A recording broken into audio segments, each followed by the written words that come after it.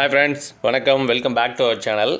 இந்த வீடியோவில் வந்து ஒரு LG convertible double door fridge complaint attend பண்ணுறது தான் வீடியோவில் பார்க்க போகிறோம். ஸோ இதில் என்ன பிரச்சனைனா, கஸ்டமர் வந்து டாப் சைடு கூலிங் வரல, பாட்டம் சைடு வந்து ஃப்ரீஸ் ஆகிற அளவு கூலிங் வருதுன்னு சொல்லி கூப்பிட்டுருந்தாங்க. கஸ்டமர் பிளேஸ் போய் செக் பண்ணிட்டு இருக்கோம். கீழே வந்து எரர் கோடு மாதிரி காட்டுது பாருங்கள், டிஸ்பிளேல ஷோ ஆகுது. கன்வெர்ட்டபிள் ஆப்ஷன் ஒர்க் ஆகலை. கீழே வந்து 4 லைட்டு பர்மனெண்ட்டாக எரியுது. அண்ட் டாப் சைடு ஒழுங்காக கூலிங் ஆகலை. பாட்டம் சைடு பார்த்தீங்கன்னா ஸ்னோ வர அளவுக்கு கூலிங் ஆகுது. ஐஸ் ட்ரேவே வந்து கீழே பாட்டம் ட்ரேயில் தான் வச்சுருக்காங்க. ஐஸ் ஆயிடுச்சு.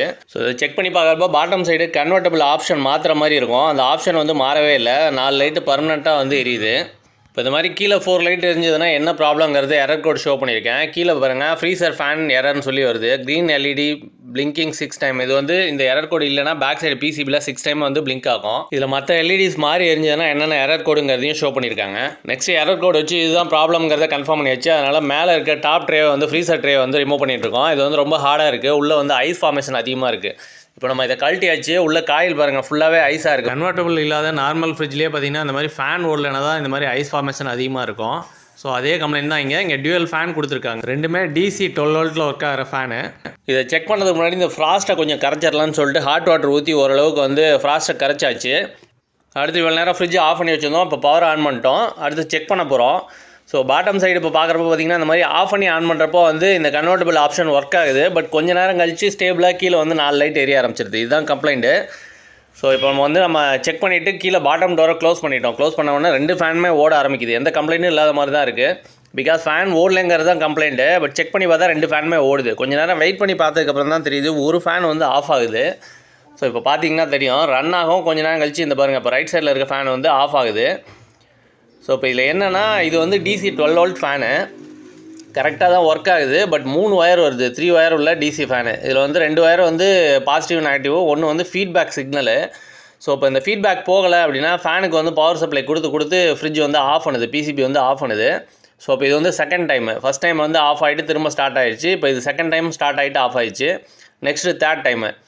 ஸோ இந்த மாதிரி வந்து ஒரு 2-3 வாட்டி திரும்ப வந்து வோல்டேஜ் கொடுத்துக்கிட்டே இருக்குது. கொடுத்தும் ஃபீட்பேக் சிக்னல் வரலைங்கிறப்ப பார்த்தீங்கன்னா பர்மனெண்ட்டாக வந்து ஃப்ரிட்ஜ் எரர் கோடு காமிச்சு ஆஃப் ஆயிடுது. மீன்ஸ் என்னென்னா எரர் கோடு காட்டிடுது. அதனால் வந்து டாப் சைடு வந்து கூலிங் ஆகலை, பாட்டம் சைடு மட்டும் தான் கூலிங் ஆகுது. இந்த பவரை ஆஃப் பண்ணி திரும்ப ஆன் பண்ணதுக்கப்புறம் இந்த மாதிரி 3 டைம்ஸ் வந்து பவர் கொடுக்குற டைம் பார்த்தீங்கன்னா அந்த கன்வெர்ட்டபிள் ஆப்ஷன் ஒர்க் ஆகுது. பட் கொஞ்ச நேரம் கழிச்சு பர்மனெண்ட்டாக ஃபேன் அந்த ஒரு ஃபேன் ஆஃப் ஆனதுக்கப்புறம் பார்த்தீங்கன்னா அந்த எரர் கோடு ஷோ ஆயிடுது.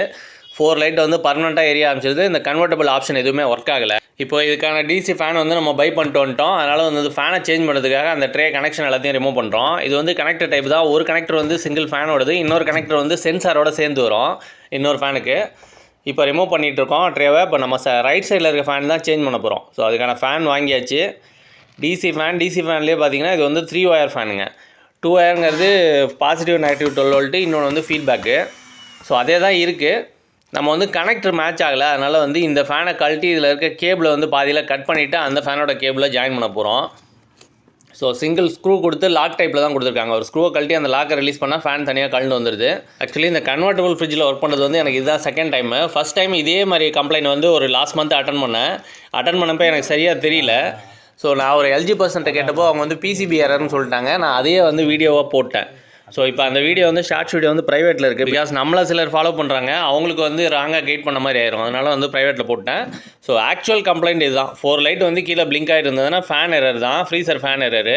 ஸோ இதை வந்து செக் பண்ணி பார்க்கணும், எந்த ஃபேன் ஃபால்ட்டுங்கிறதையும் பார்க்கணும். உடனே வந்து நம்மளால் கன்ஃபார்ம் பண்ண முடியாது. கொஞ்சம் நேரம் வெயிட் பண்ணி பார்த்தா தான் தெரியும். பிகாஸ் டோர்லேயுமே கனெக்ஷன் கொடுத்துருக்காங்க. டோர் சுவிட்சை திறந்துட்டோம்னா 2 ஃபேனுமே ஓட மாட்டேங்குது. க்ளோஸில் பாட்டம் சைட் டோரை வந்து க்ளோஸில் வச்சுக்கிட்டு தான் இதை செக் பண்ணவே முடியும். முன்னாடி போட்ட ஷார்ட்ஸ்லேயே நிறைய பேர் வந்து கமெண்ட் பண்ணியிருந்தீங்க, இது வந்து ஃபேன் எரர் தான் ப்ரோன்னு சொல்லிட்டு.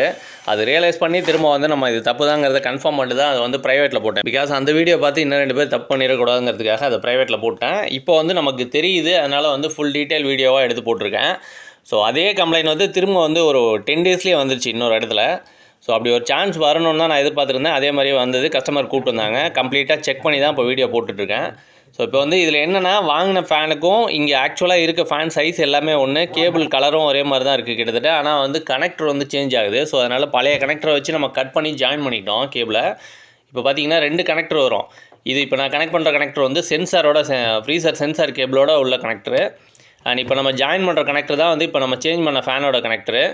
ஸோ இந்த கனெக்டர் வந்து ஃபேனுக்கு வர கனெக்டருக்கு மேட்ச் ஆகலை, அதனால வந்து நம்ம கட் பண்ணி ஜாயின் பண்ணியிருக்கோம். ஒர்க்கு கம்ப்ளீட் ஆகிடுச்சு, பவர் ஆன் பண்ணியாச்சு, செக் பண்ணிட்டு இருக்கோம். இப்போ பார்த்தீங்கன்னா ஃபேன் ஓட ஆரம்பிக்குது, லெஃப்ட் சைடு ஃபேன் ஓட ஆரம்பிக்குது. பட் நம்ம புதுசாக சேஞ்ச் பண்ண ஃபேன் வந்து இன்னும் ரன் ஆகலை.